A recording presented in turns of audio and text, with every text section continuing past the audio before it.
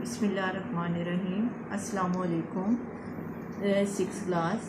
आज हमने बेटा उर्दू ज़ुबान क़वाइद ग्रामर का काम करना है और उसमें हमारा आज का जो काम है वो है मज़मून नवीसी।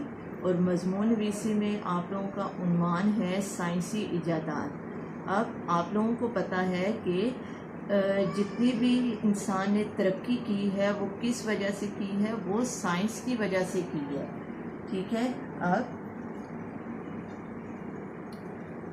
अल्लाह ताला ने इंसान को अशरफुल मखलूक़ात बनाया और इसे बेशुमार नेमतों से नवाजा। इन्हीं नेमतों की वजह से इंसान ने तरक्की की और अपनी अक्ल को इस्तेमाल करके अपनी ज़िंदगी को आरामदेह बना लिया। अब आप सबको पता है कि पहले इंसान किस तरह से मुश्किल हालात में या मुश्किलात में गुजारा करता था, लेकिन जैसे जैसे साइंस ने तरक्की की तो इंसान की ज़िंदगी आरामदेह बनना शुरू हो गई। ठीक है। आगे है, इंसान की तरक्की में सबसे ज़्यादा हाथ साइंस का है।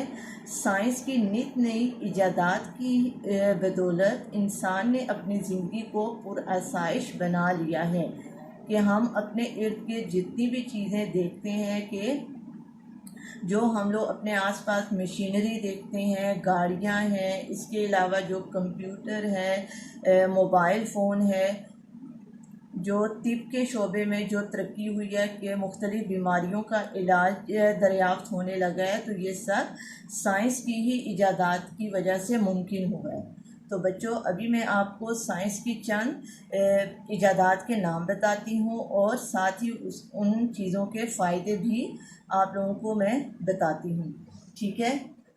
तो इसमें अब आप सब जानते हैं कि साइंस की तमाम जो इजादात हैं उन सब का दारोमदार किस पर है? बिजली पर है। ठीक है।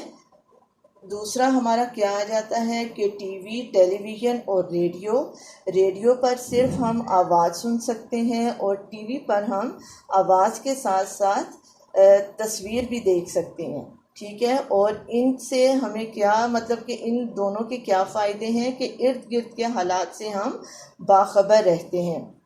इसके बाद तीसरा क्या है कि कंप्यूटर, इंटरनेट, इनकी वजह से इनके क्या फ़ायदे हैं कि हर तरह की मालूमात हासिल होती हैं।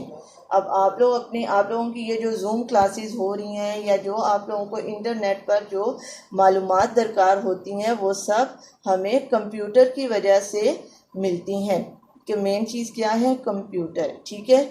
इसके बाद क्या है कि मोबाइल फ़ोन, टेलीफोन, जो पहले अब PTCL फ़ोन होता था, ठीक है, वायरलेस होता था, लेकिन अब आहिस्ता आहिस्ता तरक्की होते हुए उसने मोबाइल फ़ोन की शक्ल इख्तियार कर ली है। इससे हम क्या करते हैं कि अपने पैगामात दूसरों तक पहुंचाते हैं। नेक्स्ट क्या है हमारा कि नक्लो अमल के ज़राए के जो सफ़र करने के हमारे ज़राए हैं कि पहले इंसान किस तरह से सफ़र करता था, पैदल चलता था, घोड़ों पर, ऊँटों पर, इसी तरह से बैलगाड़ी हो गई, मतलब कि इस तरह से वो सफ़र करता था। तो वो सफ़र उसका क्या होता था कि महीनों तक या बहुत महीनों तक या सालों तक वो अपनी मंजिल तक पहुंचता था। लेकिन अब जहाज़ की इजाद से, रेलगाड़ी से या जो ये बाकी नकलो अमल के ज़राए इजाद हो चुके हैं, जैसे गाड़ियां हैं, मोटरसाइकिल है, साइकिल है, तो इससे क्या हुआ कि इन ज़राए से महीनों और दिनों का सफ़र घंटों और मिनटों में तय होने लगा। ठीक है। आखिरी हमारा क्या आ जाता है कि एक्सरे और अल्ट्रासाउंड। इससे क्या होता है कि अब आप सबको पता है कि तिब के शोबे में कि जितनी भी ये बीमारियों की तशख़ीस होती है या बीमारियों के बारे में पता चलता है, जब किसी बीमारी का पता चलेगा तो तभी उसका इलाज मुमकिन होगा। तो साइंस ने इसमें भी बहुत तरक्की की है कि मुख्तलिफ़ बीमारियों का इलाज दरियाफ़्त हो चुका है। मुख्तलिफ़ तरह की अद्वियात बनाई जा चुकी हैं जिनसे बीमारियों का इलाज किया जा रहा है। ठीक है बच्चों, ये तो अब साइंस की चंद मैंने आप लोगों को नाम बताए हैं, लेकिन हमारे आसपास या हम जो अपने घरों में इस्तेमाल करते हैं तो साइंस की बहुत सारी इजादात हैं। ठीक है, अब आखिर में आप लोगों को मैं ये बताती हूँ कि साइंस की इजादात के बहुत से फ़ायदे हैं, वहाँ पर इसके कुछ नुकसानात भी हैं।